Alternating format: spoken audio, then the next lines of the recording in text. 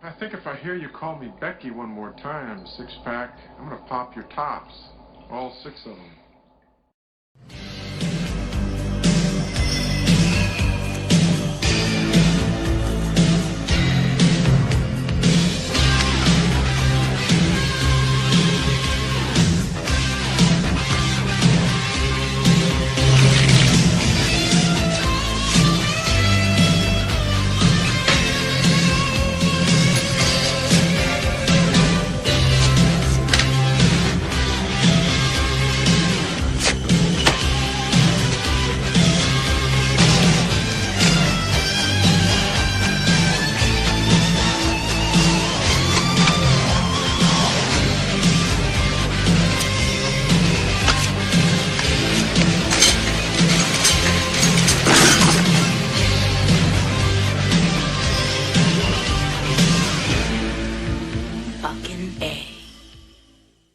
Hey, this is Matt once again. Welcome back to another review. This is a Patreon review for Total Meltdown 2. Thank you once again for your pledge. Really appreciate it, man. I thank everyone who has done that. If you ever want to join me on my Patreon, the link to that is down below. You can request stuff based on the tiers. Or if you ever want to throw in a request via my PayPal, you can request pretty much anything. The link to that is down below too, whether it be reviews of movies, re-reviews of movies, topics, TV shows. You know, you'd have to ask me about that because TV shows matter of time and, you know, just work something out. But pretty much anything, feel free. If not, no worries. But the video today is Star Wars Episode 1, The Phantom Menace. Because I have a review of the third one, and yes, Total Meltdown 2 did ask for Attack of the Clones as well, so thanks to him, you don't get those reviews. And a long time ago on a YouTube far, far away, I had reviews of the prequels. The review for Revenge of the Sith is one I redid. The ones I had years ago, I was not happy with. That's why I took them down. Because they were influenced, I think, by some people. I could be guilty of this. Red letter media. Very fun videos. But then when I did the videos, I felt like I was just mimicking them and not having my own voice. One of the few times I have done that. Because on my channel, I'm an opinionated guy. I have my own opinion. I know that was redundant. Whether you like or hate me, whether you agree or disagree, I like what I like and I don't what I don't. And while this is a flawed film, I honestly think this is the best of the prequels. I think it's an entertaining enough movie. And it does have some big flaws, but I would watch this 10 times over any Disney Star Wars films. Whether it be The Last Jedi, Rise of Skywalker, Rogue One, Han Solo, or the Solo, a masturbatory story, whatever the fuck it's called. I'd rather watch The Phantom Menace for a number of reasons. One, it's actually trying to tell its own story. It's not trying to copy and paste the original three movies. Whether you disagree or you agree with what George Lucas was doing, he was trying to tell his own story.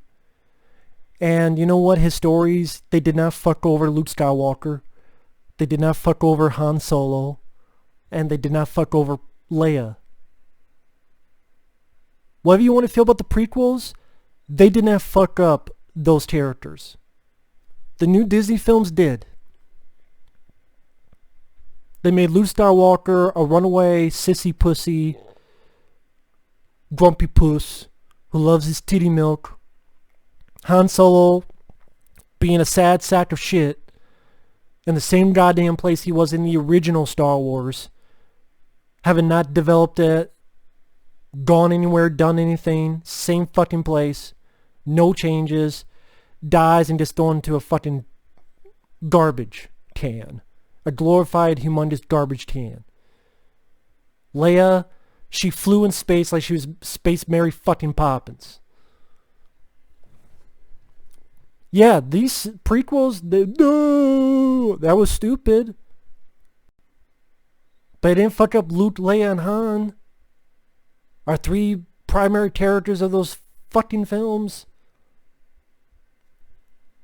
And I know Red Letter Media to this day thinks the prequels are worse than the Disney movies. No. I disagree 110%. You watch this movie. Yeah, there's CGI, but you know what? There's a lot of practical effects in The Phantom Menace. There's a lot of practical sets and models. And the CGI that's there, maybe it's just compared to the stuff today. CGI didn't look bad. And there's maybe because a lot of it is practical. Meaning, some model work. The explosions. There's real fire. I mean, you get the DVD or whatever, you get a making of, which is fascinating, which is on YouTube as well, the making of episode 1. Even if you don't like the film, it's a great watch. It was cool to have something unique where you get to see the Jedi in their prime and to be able to do all this cool stuff. You know, and then the story, it doesn't shit on the films. It's trying to have its own identity.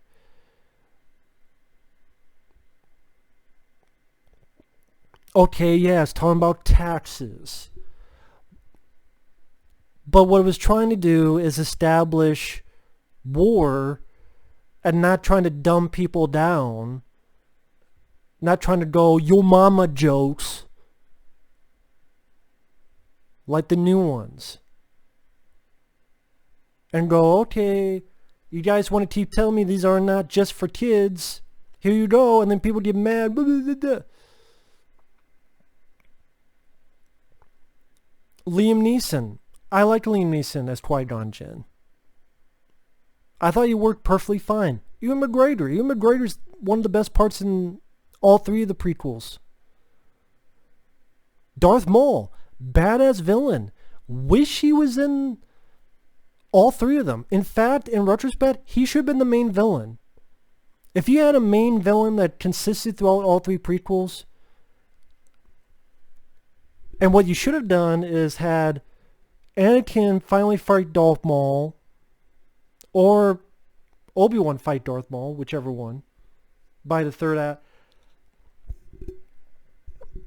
Hell, have Obi-Wan fight Darth Maul, and then have Anakin fight some of the good Jedi. Each one kills, and then they get their big fight. But Darth Maul, okay, there's no character development. You could have done that in the next two. But he had a look, he had a presence, he had instant recognizability, meaning you're drawn to him. That's what a lot of stars back in the day get made. Just your eyes get drawn to them like, who is that? That could be an important factor. Because if you can't do it by talent, do it by presence. If you can't do it by acting,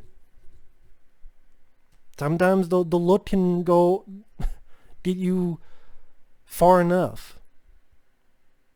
And then Ray Park with his physical attributes of martial arts, the cool weapon of the double lightsaber,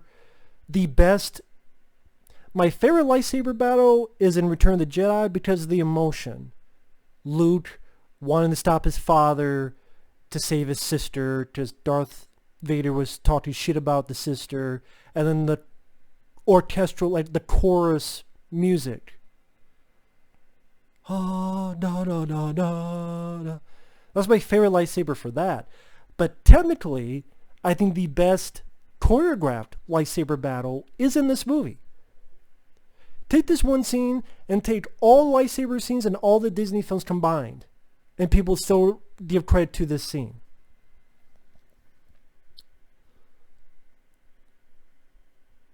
The music.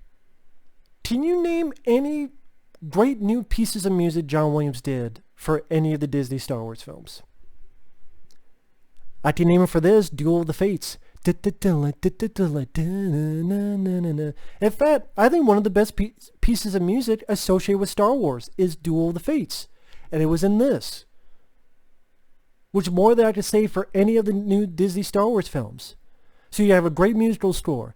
It's a good looking movie. There's a lot more practical sets and effects than people give credit. I'll say that. I like Liam Neeson. I like Ewan McGregor. Darth Maul is cool. The action scenes are cool. I liked the pod race. People get mad because it's too long. I liked it. I liked this. I didn't feel unique and different. This, if you want to say car chase, that shows the vistas and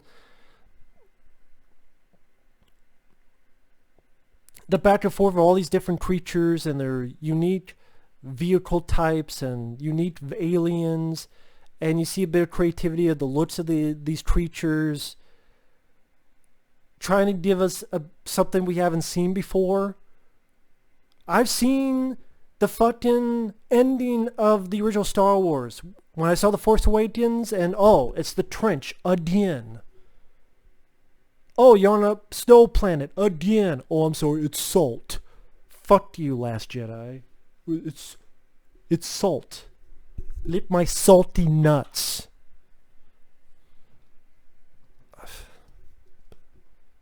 Fucking. Oh, we've never seen a sequence where the Emperor is shooting fucking lightning bolts. Rise a shitwalker. But I haven't seen 2-on-1 Jedi fight. I haven't seen a pod racing, which I thought was cool. I haven't seen some of that stuff. It was cool to find out that there's this alien race called the Gungans, which Jar Jar Binks is a part of. Well, the boss, I think he's called Boss Nass, the voice of him is Brian Blessed. He's the guy in Flash Gordon. Gordon's alive. Like, that guy. I'm like, that guy was the voice in... Wow, that's really cool. Because, a few weeks or a month ago, I reviewed Flash Gordon from 1980. And then watched the documentary, which was cool. It was on Tubi TV for free. If you haven't seen it, go to TUBI TV, and there's a good documentary on the 80 Flash Gordon. That's a fun movie. That, like I said in the review for that, that's better than the new Disney Star Wars films too. But it was cool. Like, oh, Blind Blessed was a part of this as well. Are there bad stuff? Sure. Jar Jar Binks, sad that Ahmed Best got so much hassle that he contemplated suicide. No one should ever, because of a movie. His character does get to be a bit too much at times. I think his character could work if you toned it down at least a little bit. I know there's a tangent, I love the theory people have. It's a fun theory that if you watch all three films, that Jar Jar Binks is the evil mastermind, because here he's clumsy, but he does everything right. He just stumbles upon Liam Neeson's character and joins them to where this whole battle is going to take place. Takes him to the city of the Gungans, and he's being clumsy, but he's able to fuck up all this stuff on the battle at the end. Then the second film helps the Senate, change, and there are people who explained it better, but I read it, I thought, wow, this is really fascinating. They should do this. I'd be down for that. That would be fucking genius. Like in the third film they did that, it'd be fucking genius. But the way oh, he stepped on doo-doo, just a bit too much, overzealous. Jake Lloyd, I'm sorry that the kid got picked on. He didn't deserve that, and I think it happened so much it freaked out. He freaked out. He didn't deserve that. But I can't also sit here and say I thought he was good. He sucked.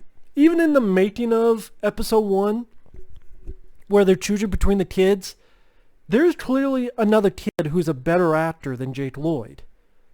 But then they picked Jake Lloyd because, and even the rationale is stupid. Well, this kid, you know, he gets the bit. How the hell did they word it? He hits all the beats, but this kid, you may have to work for him for like an hour, maybe not that long, but you have to work with him. But then if that one take hits it, I'm going. So it's wrong that this kid hit all the beats, is a better actor, and so you could work with him. But then the kid that you're admitting, oh man, you don't have to go through a lot, but to get that one, wouldn't it be easy to work with the kid who's the better actor? Oh, but he's trained. What the fuck do you think they train them for? To be fucking monkeys? I think Jake Lloyd was just bad miscasting. Miscasting. We've seen plenty of movies where kids do a good job. Go watch Stand By Me, for fuck's sake. Go watch The Goonies. Go watch The Monster Squad. Monster Squad didn't cost a shitload of money. Watch the kids of the Monster Squad. They're not annoying. They're likable. They're fun to hang around when you're watching the TV. When you watch however you watch the Monster Squad. It's like, wow, I'm hanging out with some cool kids. Likable kids. Jake Lloyd, he was annoying as Anakin. His delivery was stilted and phony line delivery, and maybe blame that more on George Lucas. You chose this kid, you're directing him, you don't see that there's any problems. I'm sad Jake Lloyd went through that, but I can't say he did a good job either, or that he's a good kid actor. Someone and said, I'm sorry, gotta choose someone else. I'd be the dickhead in that. If I was in that room where they're picking kids, I would have to be the dickhead and go, he's not good. Oh, he's just a kid. Yeah, you know what? If me, the dickhead, said that, then maybe the kid would not have gone through all this shit, and then that turned him crazy as he got older. And no, that doesn't excuse, he should not have gone through that in the first place. Yeah, if you want to talk with friends, yeah, that kid sucked, fine. But to go to him directly, no. There's a difference. There's a way to handle it.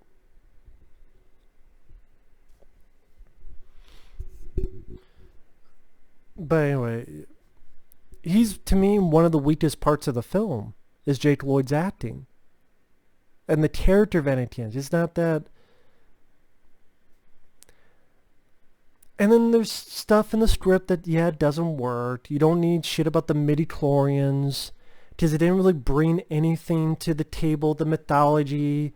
And then it seemed quickly after it was kind of forgotten. I don't remember the other ones really doing much with midi-chlorian talk or visualizing them or scene.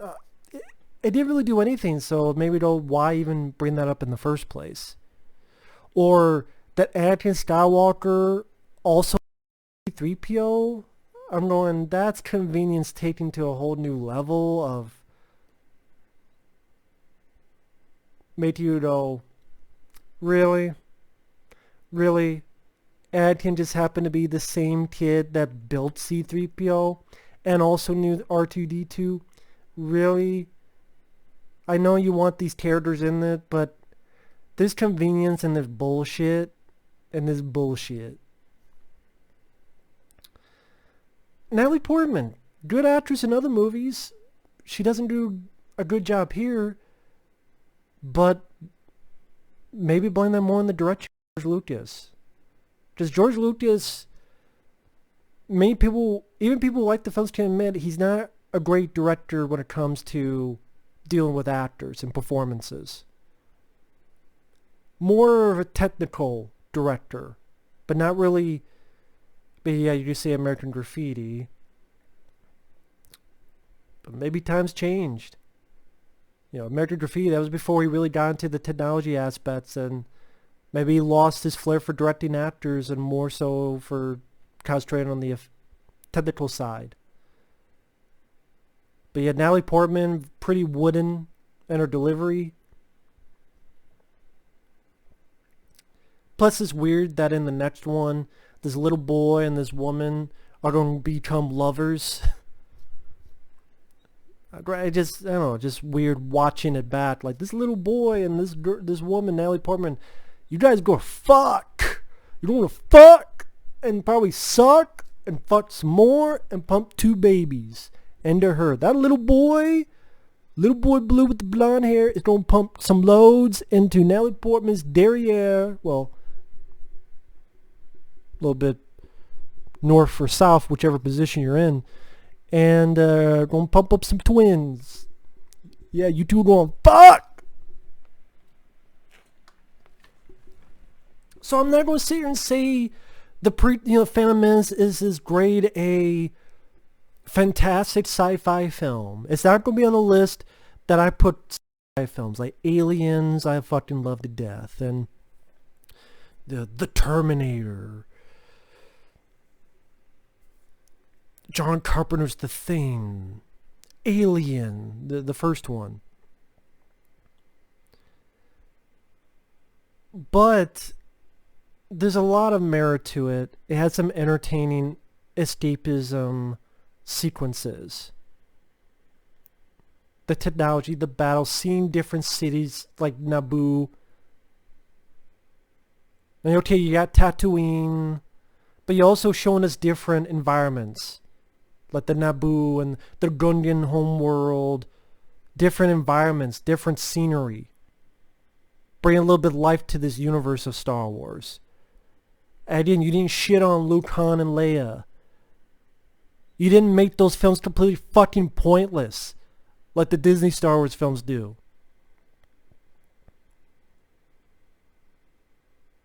It was cool, again, to see the Jedi in their prime kicking ass with lightsabers. Yes, that can bring the kid out of you.